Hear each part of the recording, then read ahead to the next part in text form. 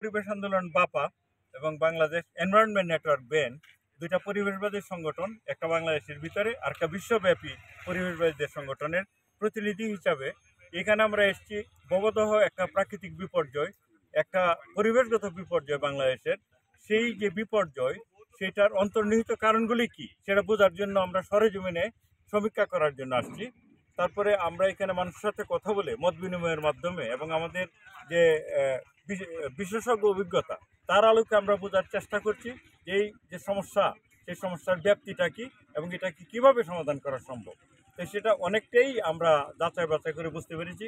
আমরা এই তথ্য উপাত্ত নিয়ে গিয়ে আরও বিজ্ঞান ভিত্তিক কিছু করবো, স্টাডি করে নিয়ে আমরা একটা রিপোর্ট তৈরি করব। রিপোর্ট করে আমরা একটা প্রেসার গ্রুপ হিসাবে, যেহেতু আমরা পরিবেশবাদী সংগঠন, জনগণের পক্ষের একটা অরাজনৈতিক সংগঠন, দল নিরপেক্ষ সংগঠন এবং নিজস্ব অর্থায়নে চালিত সংগঠন।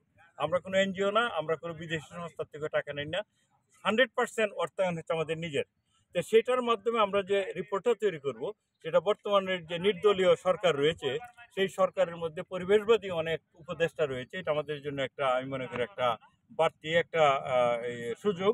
যে তাদের সাথে আমরা আমাদের যে প্রাপ্তি, আমরা যে কি শিখলাম, আমরা কি জানতে পারলাম, আমরা কি বুঝতে পারলাম, সেটা তাদের সাথে কমিউনিকেট করব সুপারিশমালার আকারে।